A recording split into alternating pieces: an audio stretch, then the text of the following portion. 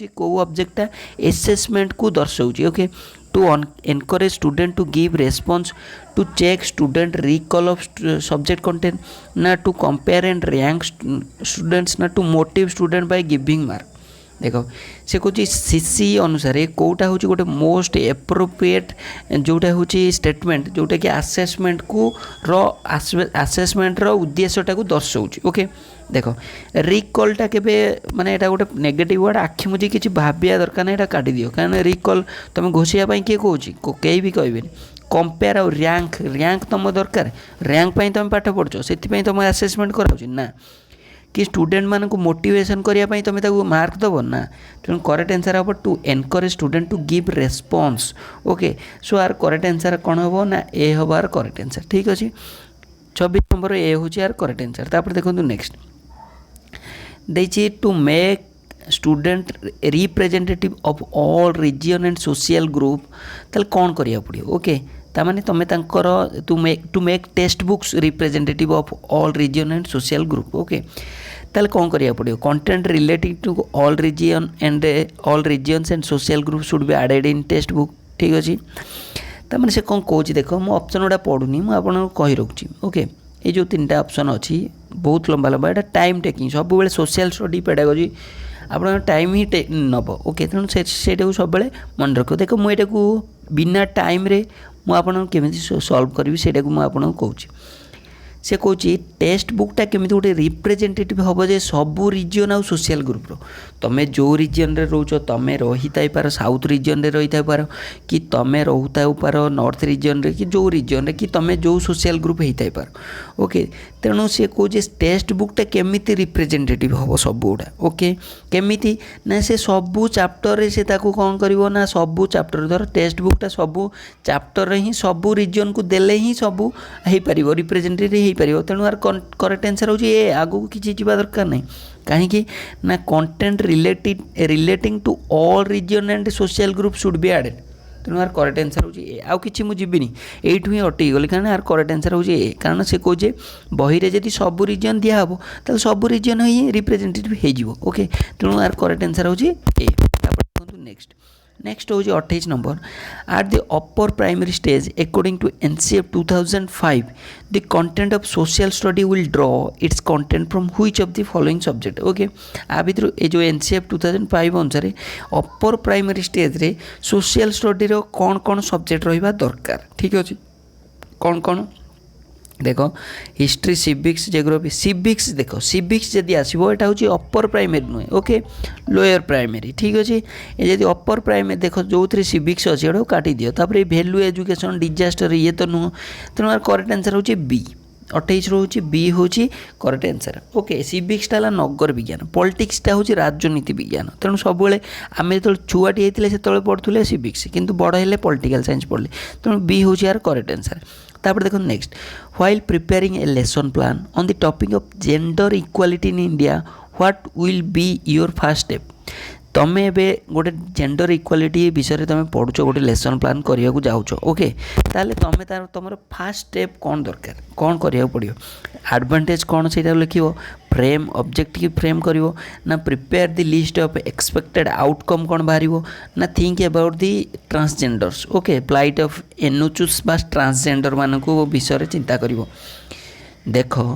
केवल gender equality in India नुह जेकोसी भी तुम सब्जेक्ट उपर जदि तुम लेसन प्लान करने को जाऊँ सब बेले तार उद्देश्य कौन बा तार ऑब्जेक्टिवटा ही फास्ट ताकू लिखिबो ओके तेणु फास्ट हूँ तुम धर एने गोटे जिनस जेकोसी सब्जेक्ट टॉपिक तुम कर तार उद्देश्य कौन कौन पे एटा पढ़ाओ सेटा ही फास्ट टॉपिक ओके सेटा ही तुम फास्ट स्टेप ओके तेणु यार करेक्ट आंसर हम A list the advantage of list the disadvantage of gender disparity okay यहाँ हम कि यहाँ हम नहीं आर करेक्ट आंसर हम फ्रेम ऑब्जेक्टिव ओके तेणु फ्रेम ऑब्जेक्टिव जोड़ा हूँ मुझे कहली उद्देश्य उपर 29 नंबर बी हूँ यार करेक्ट आंसर ठीक अच्छे बुझीपारे क्लीयर तापर देख नेक्स्ट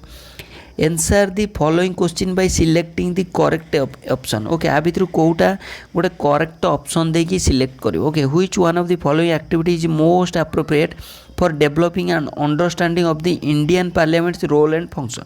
ठीक अच्छे आ भर कौटा गोटे मोस्ट एप्रोप्रिएट एक्टिविटी जोटा कि दर्शाऊँ जे इंडियन पार्लियामेंट आउ तार फंक्शन को फ्लो डायग्राम ना discussion on newspaper, holding a youth parliament, ना reading from the text. Okay तेणु यार करेक्ट आंसर कौन? ओके से कौजे which of the following activity is most appropriate for developing तुमर जमी इंडियन पार्लियामेंट रोल और फंक्शन टाक बुझाटा डेभलप कर। ओके तेणु यार करेक्ट आंसर कौन हम? यार करेक्ट आंसर हो reading from the text. Okay D हूँ यार करेक्ट आंसर। तापर देखो नेक्स्ट हूँ why would you use narrative in social science teaching, choose the most appropriate reason for the given option. से कहे तुम जो सोशल साइंस टीचिंग दौच तुम कहीं वर्णना कर। ओके वर्णना कर तार कारण कौन? कहीं टू एनश्योर सिलेबसटा कंप्लीट करने, टू सेंसिटाइज स्टूडेंट मानू सेंसिटाइज जमीक से माने रोल मॉडल हेबे, ना टू एंटरटेन करने बा एनलाइवन ए क्लास, ना to link concept to live reality. Okay तेणु करेक्ट आंसर हो डी, कारण तुम कॉन्सेप्ट सहित आज बास्तवता तुम ताकू कौन कर माने बंचेबा चेष्टा कर, दर्शाइबा करेक्ट आंसर। ओके तापर देखो most appropriate use of and of text question in chapter कौन पाई से कौन? तो मोस्ट एप्रोप्रिएट आम कहीं यूज करवा जे एंड ऑफ टेक्स्ट क्वेश्चन।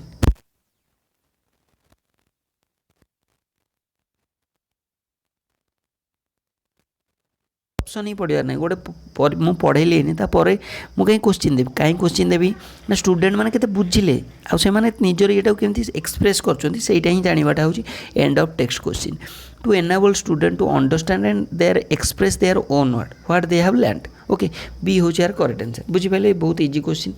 तापर देखो नेक्स्ट 33 नंबर हूँ answer the following question by selecting the correct और मोस्ट एप्रोप्रिएट ऑप्शन। ओके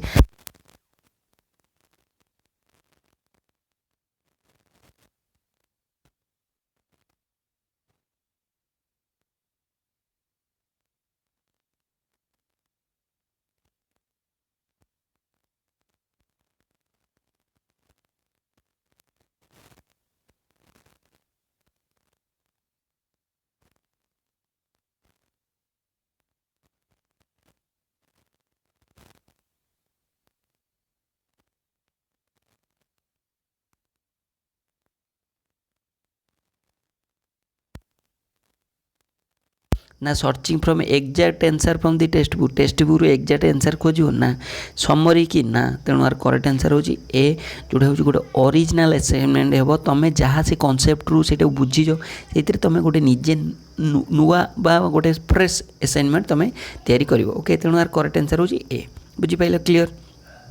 तापर देखो 34 number the best methodology to teach the theme factory would be dash. Okay तेणु यार correct answer कौन? गोटे फैक्ट्री थीम तुम ये कराया जाऊँ तार मेथोडोलॉजी कौन फैक्ट्री जेहेतु तुम ये कराया जाऊँ तुम स्टोरी कह ना रिसर्च कह इंडस्ट्रियल प्लांट को विजिट कर नहीं ना स्क्रीन कर जोड़ा हूँ डॉक्यूमेंट्री। ओके तेणु यार करेक्ट आंसर हूँ सी। ओके जोड़ा हूँ organise a visit to industrial plant. Okay तापर देखो next 35 number answer the following question by selecting the most appropriate option. आ भर कौटा हूँ गोटे most appropriate option which of the following is not a characteristic of humanistic approach to learn in social study. Okay आ भर कौटा गोटे characteristic नुह जोटा हूँ ह्यूमनिस्टिक अप्रोच पाई। ठीक अच्छे यार करेक्ट आंसर कौन हम? देखो इट बिहेव्स को existence, learning is experience based, ना इट एम्फसाइज सेल्फ मोटिवेशन, ना the school policy take precedence over all the consideration. Okay देखो आ भर कौटा सी नुह पचार ह्यूमनिस्टिक अप्रोच सोशल स्टडी नुह। ओके तेणु नट से पचार। ओके सब ध्यान दौथो तेणु यार करेक्ट आंसर हूँ डी। ओके ये सबू येस। ओके तेणु यार करेक्ट आंसर हूँ डी। तापर देखो next introduction of CC has made the evolution system कौन? ओके सीसी रो इंट्रोडक्शनटा कौन? ठीक अच्छे देख ये कौन दे more reflexive on entire personality of the child, ना complex by incorporating too many details, vague माने माने जोड़ा हूँ माने कौन ना जोड़ा हूँ देखा नहीं जोड़ा vague as exact rank of student can not be found, more comprehensive to analyse the performance. Okay बा बेसी कंप्रेसिव हो एनालाइज करिया बेसी विस्तृत हो। तेणु यार करेक्ट आंसर हूँ सीसी कौन पाई ना मोर रिफ्लेक्टिव आउ गोटे स्टूडेंट जमी एंटायर पर्सनालिटीटा प्रतिफलित हम से सीसी कराए। ओके 36 नंबर ए हूँ यार करेक्ट आंसर। बुझीपाल क्लीयर। तापर देखो 37 नंबर हूँ select the most appropriate reason for assessing student through art in social science subject okay से कौन या भितर कौटा गोटे मोस्ट एप्रोप्रिएट रीजन कौन पाई ना assessing student through art in social science subject तेणु यार करेक्ट आंसर कौन हम ना देख यहाँ हूँ या भितर कौटा हूँ गोटे एप्रोप्रिएट रीजन आम दबा इट मीन्स एंजॉय करिया ना it improve students artistic ability ना it enjoy way of evolution ना आर डी हूँ यार करेक्ट आंसर कहीं it provide an opportunity for personal interpretation of concept okay D हूँ यार करेक्ट आंसर तापर देखो तो 38 number which of the following method would be most appropriate for a constructivist discussion on historical monument okay से कौन गोटे आ भितर कौटा गोटे मेथड जो थी कि आम गोटे हिस्टोरिकल मॉन्यूमेंट भितर तार गोटे कंस्ट्रक्टिव डिस्कशन करें ओके तेणु यार करेक्ट आंसर कौन हम ओके देख क्वेश्चन आंसर जो केबे भी कंस्ट्रक्टिव हो पारे कि फोटोग्राफ जो हो पारे कि कॉलेज ऑफ मॉन्यूमेंट जो हो पारे ओके गोटे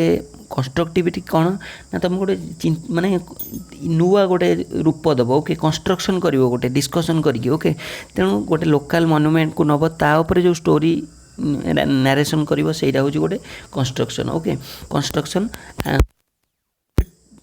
डिस्कसन ओके तेणु 38 नंबर सी हो यार करेक्ट आंसर तापर देखो 39 number which of the following human value would be most appropriate for ensuring principle of social equality okay तेणु सोशल इक्वालिटी उपर कोटा हूँ most appropriate human value efficiency consumerism competitiveness ना mutual respect okay तेणु यार correct answer कौन हो देख से पचार सोशल इक्वालिटी प्रिंसिपल तेणु देख यहाँ दक्षता सोशल जाऊनी कंज्यूमरिज्म नुह कॉम्पिटिटिव एगुड़ा सब नेगेटिव ये हूँ म्यूचुअल रेस्पेक्टा हूँ